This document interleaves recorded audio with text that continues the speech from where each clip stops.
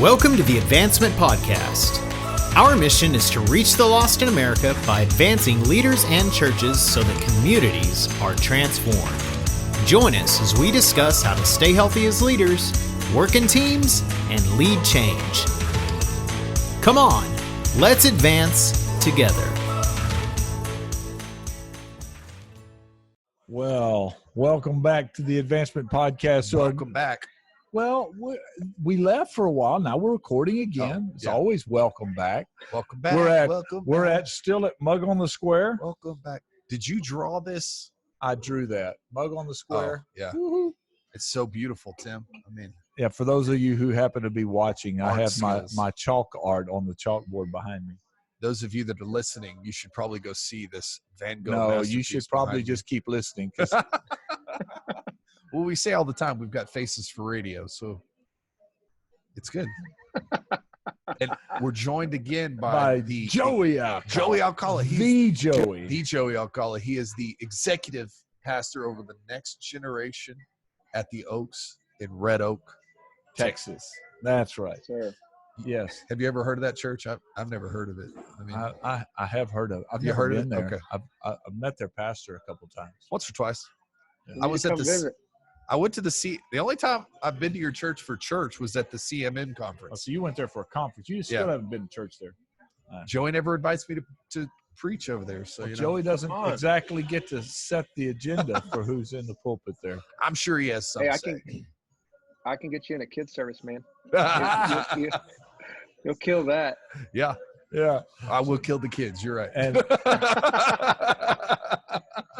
in the prep for this, they're picking on me drinking cider at Mug on the Square. Mug on the Square. Funny, they're sitting here talking about coffee stuff that's crazy, filtering and presses and cross filters and yeah. I'm sorry, you wouldn't understand man stuff, As opposed to tractors and cows. I was going to say, let's talk tractors and cows and backpacking and those kind of and man I live stuff. in a van down by a river. I'm country. I'm not redneck, and I'm not cowboy. I'm just country. Yeah, well, okay. But I did stop this morning on the way here. He's to wearing recording. cowboy boots. And on the way here, I did have to pick up minerals for the cows. It's in the back of my truck. Minerals? Yeah, mineral supplements for the cows. Why do cows need minerals? The same reason you need minerals. Okay. Keep them healthy. The meat's better when you eat it. Oh, it's just a supplement. All about keeping the steak healthy. That's right. That's right. We're not talking about the beef industry today on the podcast. We'll have to do that one day. Well, we can. Grass-fed beef. I'll not have much to say other than I like it rare.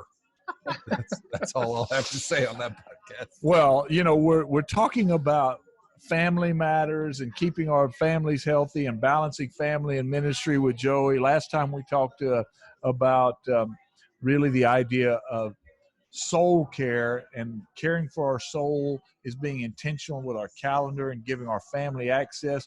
That's just part of keeping our soul healthy, because that's giving them that, letting them speak into our life. Yeah. So if you haven't listened to that one, press pause and go back and listen. Listen to that one, because that one was really one good. episode before. This is that's right. So go back and listen to that episode. Now, the other piece of this, since we were on beef, we talk about healthy leaders, healthy body, it's fatten them up, soul, and spirit. We've really worked hard on, we talked about soul and ministry care, but I do think, there is physical health piece in this. Sure. Absolutely. That's a great, I won't go down the beef road. I'm a red meat eater. Is that a good segue to Joey losing a ton of weight? I did not say that. Oh, okay. No, I lost a ton of weight. I lost like 50 pounds. I'm looking at Joey's face, and I'm looking at your face. We're not going to have this conversation about whose face is thinner. I'm working on it, okay?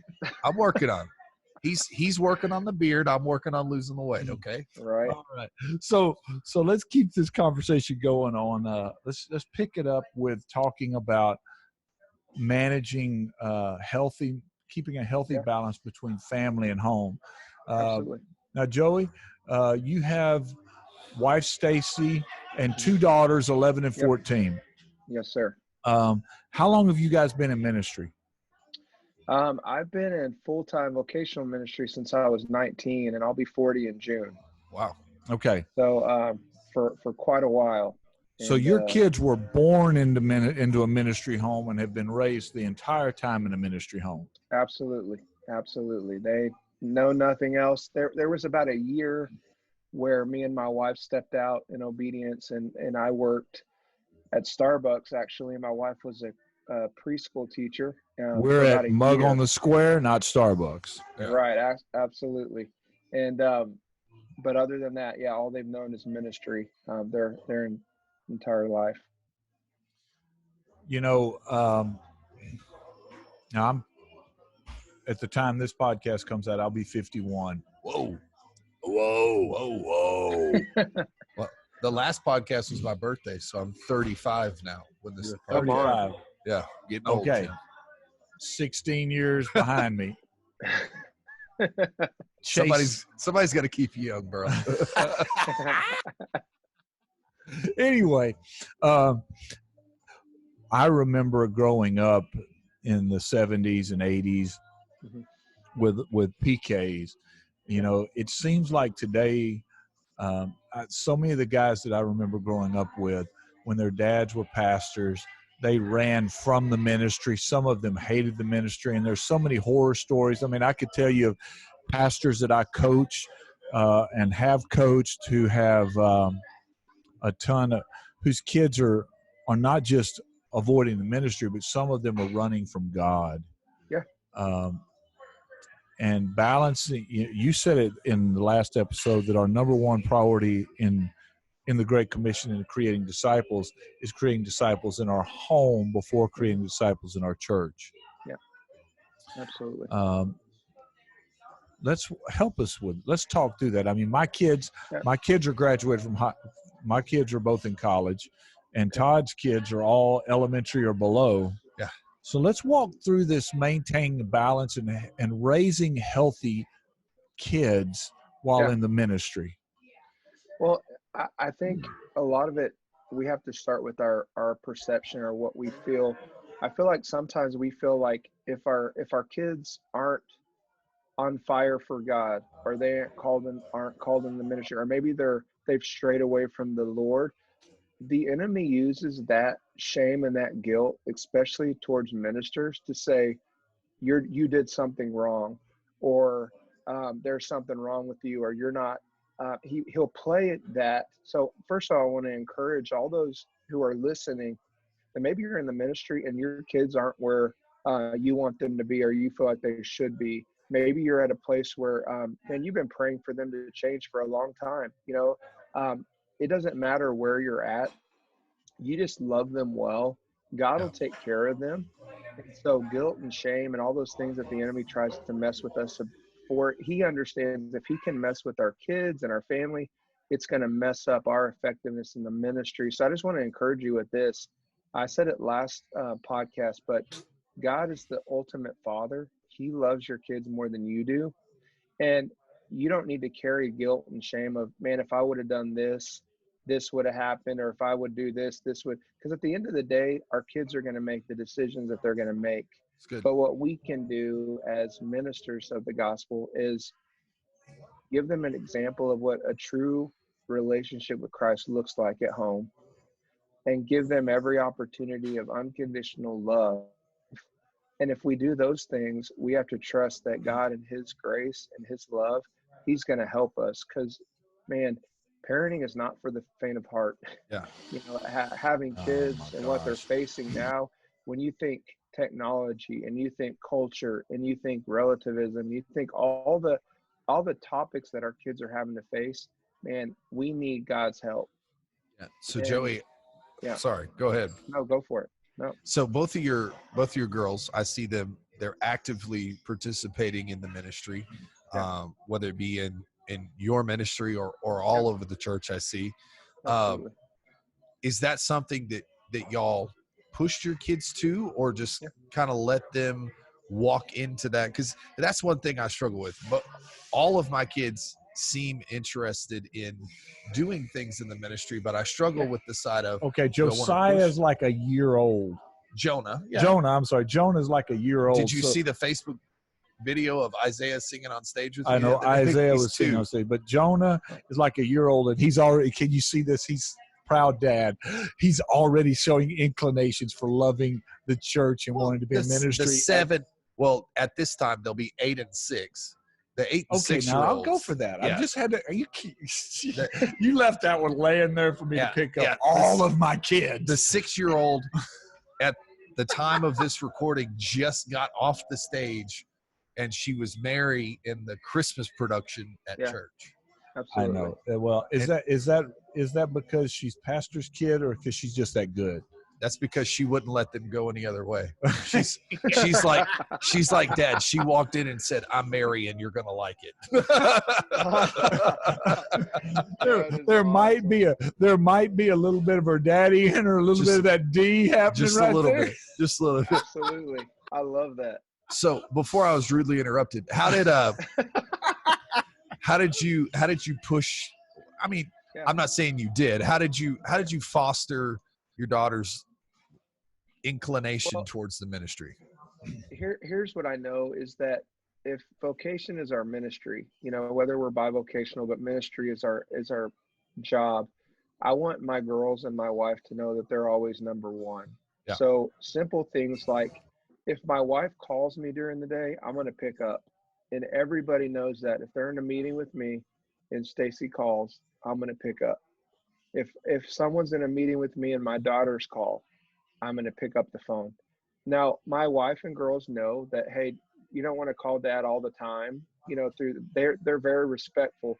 But if it's something as simple as, hey, I want to show you that you're number one ahead of anything that I do, that there's confidence and trust that, man, Dad loves me more than what he does. And I think that's something that I really want my girls to emulate and know, that, hey, they can call me, that I'm dad first before I'm pastor, or before I'm executive, or before I'm minister. And that's something that we started at a really young age. If I was speaking on stage and my girls came up to give me a hug, guess what? If it's appropriate, I'm going to give them a hug, and then I'm going to let Stace grab them, but I'm not ever going to make them feel like they have to choose. Your wife is way more gracious than mine. Right? If they headed that way, she was going to grab them. There was she's going to go ninja on them. Yeah. And absolutely, and there's time and a place, but I want them to know, man, that Dad loves them more than what he does. Yeah. So with the ministry, I just include them on everything I do. Camps in the summer, we do kids camps as a family. So it's me, Stacy, and the girls. For the last 6 years, we've done kids camps. They've been on stage with me. They've been praying with kids at the altar. I just want to put them in a position where they're in the environment that God is moving, so that it's giving them an opportunity to connect with the Lord that I so love. And I feel like they're going to do that with me. Now, if they didn't have, both of them are really into theater. They like to sing. They like to speak. And so I'm going to help guide them and direct them. But they also know that, man, I'm not pushing them to be in the ministry. I'm pushing them to love Jesus with their whole heart and to love people with their whole heart. And if they do that, I don't care what they do. My kids are on the other end. I guess my kids are 20 and almost 23, about to turn 23. Holy cow. Wow. Yes. Wow. I mean, you're old enough to be my dad too, so. It's true. I haven't been married long enough to be able, but anyway. Yeah. But the reality is, there is something about it. There's a tough piece, because part of you wants them to be in the ministry, but absolutely. It's about the truth is, I have a daughter. For those who who don't know, I have a daughter that teaches first grade in China, in a city in China. She's wanted to do that since she wanted to go there since she was 15, and now she's she's a teacher over there. Graduated with her. She graduated in May with a degree in English, and a specialization in ESL, teaching English as a second language. And in August, she moved to the other side of the world because Now, and I have a son that says, I'm not going to be a reverend. That's not, there's enough reverends in the family, and but He's he too loves busy correcting people while they're preaching. Yeah. That, I don't think he does that as much now. He just did that one Sunday to you. Tim's kid came to me, corrected. I stated the wrong president. I used a bill and stated the wrong president was on there. He was the first one up after the sermon to tell me I was wrong. Well, he is a business major at college. Okay. That's funny. So there were inclinations of business coming out in that moment. Absolutely. I just got to get it right, But I think what you said is real. Love Jesus in front of them. Yeah. And I think the phrase that we tried to use when we've been raising our kids was we wanted to foster the call of God, whatever it was. Yeah. Yep. Because it's just if God asks you to ride the garbage truck and pray over the city, that's just as valuable as if he asks you to be in the pulpit, because it's about obedience first in our lives. And so I think what I hear you saying is I love that. Just foster the love of Jesus, foster the call of God, whatever it is. Yeah, absolutely. Yeah. Absolutely. I just wanted them to be able to do ministry with me, and if they want to be a part of that. So I'm pretty and you'll hear the word intentional over and over and over again, just for the fact that if you're not intentional, it's not going to happen. And so my girls, they alternate traveling with me if I go speak somewhere or if I go somewhere, and they don't have to speak. They don't have to. I just want them there with me. I want them to be exposed to the men and women of God that I'm in the circles that I'm with, that they can learn, that they can grow when I do ministry trips, when we travel. And it's not for any other reason that to be intentional with my time with them, to get opportunities to speak with them, to really foster an openness. And I think that's one of the hardest things as pastors is we can get so busy doing really great God stuff that we miss the opportunities, even driving in a car, to talk to our kids about things that if we would be very sensitive to the Spirit to listen to what he's saying while we're talking to other people. But for some reason, we don't put that attention on our kids at times because it's kind of our letdown time. Yeah. Like we're not in pastor mode. But man, if we're intentional, God can use that same opportunity with our kids. And so just that openness and honesty with our kids. I think going back to something you said in the first episode of this series, you talked about the fact that of being the same at home as you are in ministry.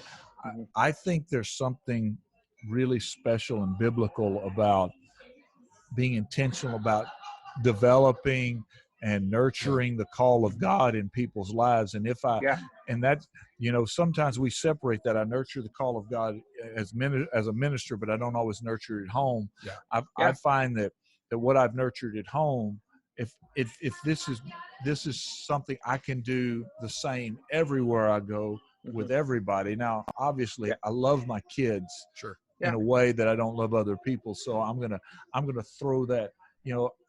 Our son, for a long time, he would not, because his mom and I are both, we do coaching and consulting, both of us with advancement. And he wouldn't tell us his dreams. He wouldn't tell him what he felt like God was saying to him, because he said we were going to make a plan for him. We were going to help him. How does that make you feel? We're not going to tell him what, we're saying whatever Jesus is saying to you, but once you say it, man, okay, we're going to help you get there. We're going to bring it at you. We're going to bring it at you. Because we couldn't help it into it. He's a junior in college right now, and he was home for Thanksgiving. He said, well, he's actually getting his a business major, and he's going to be he's getting a minor in entrepreneurial business. Oh, okay. And so he said, okay, I might as well tell y'all what I'm thinking about for after I get out of college. I've already told this person, that person. I said, we know that you had to work on it before you'll tell us, because you know how we're going to respond. Yeah. He said, yeah. So I might as well tell y'all what I'm thinking about, what I'm praying about. Okay. Yeah. That's awesome. So, Joey, one of the things I worry about, and this is just, I know this is an advancement podcast, but this is just selfish for me. Come on, do it.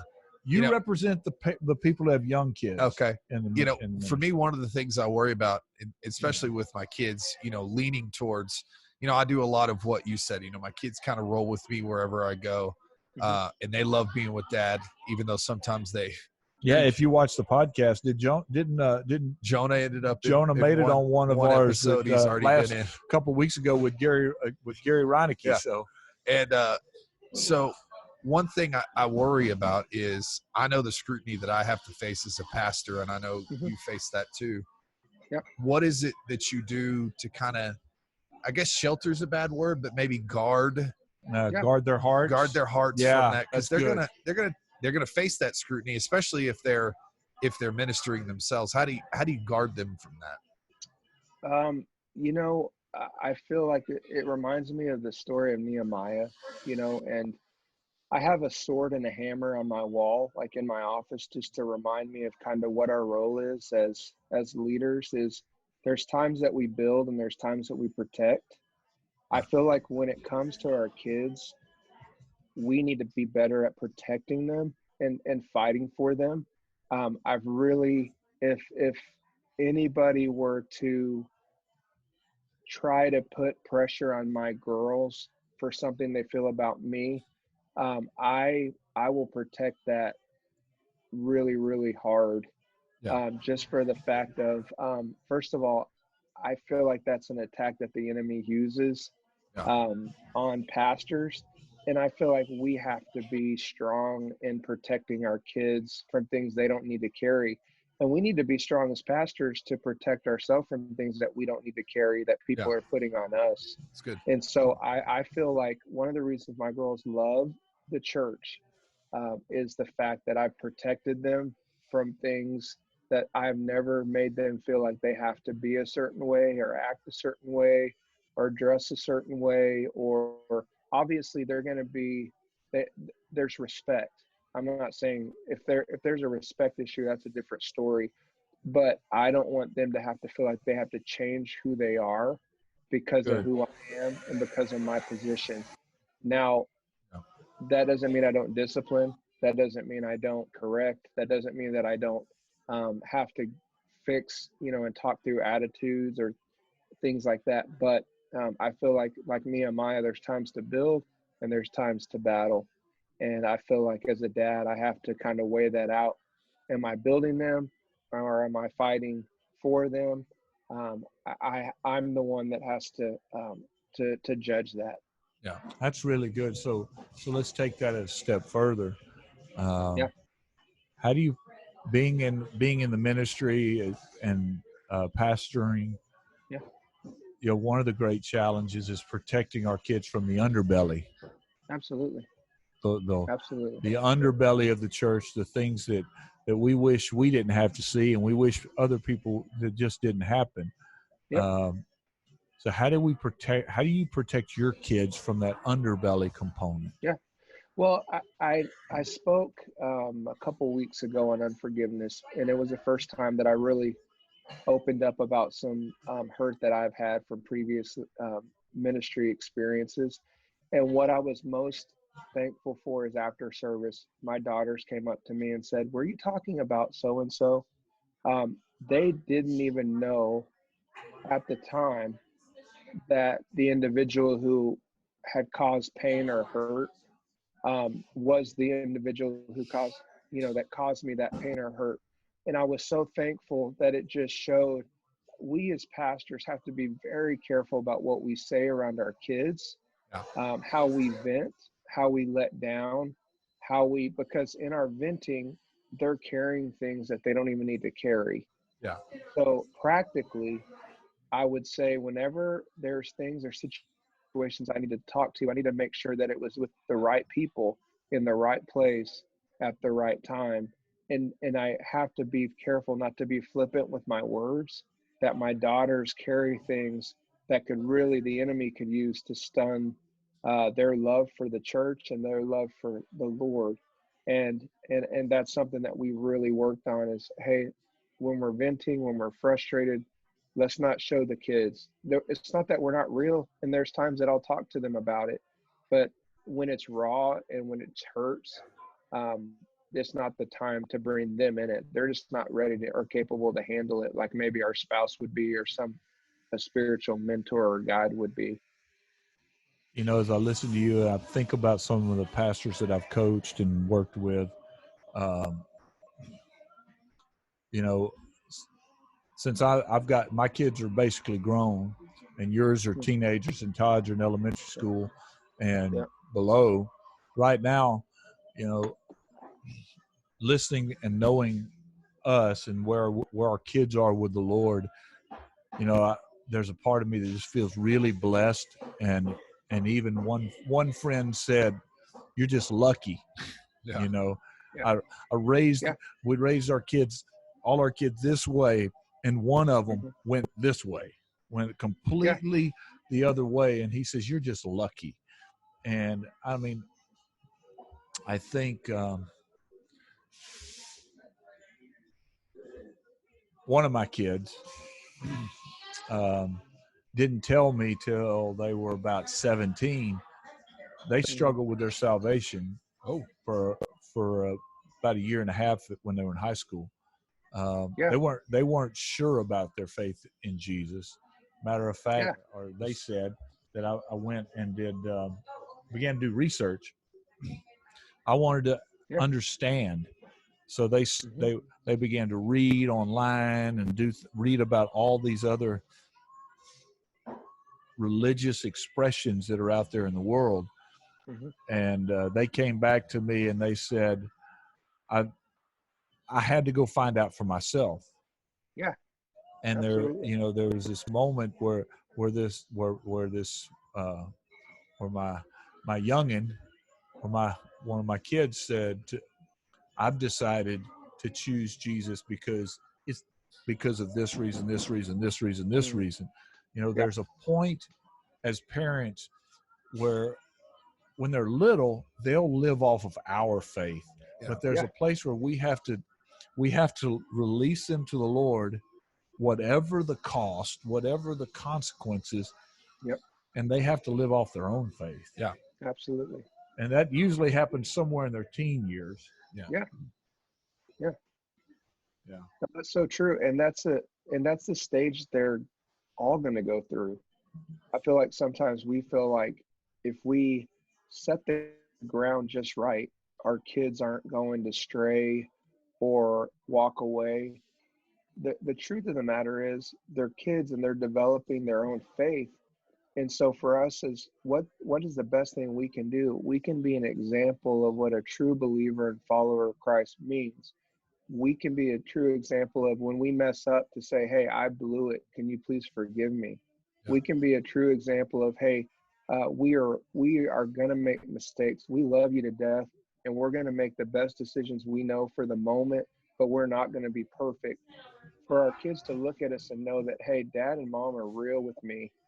They love me."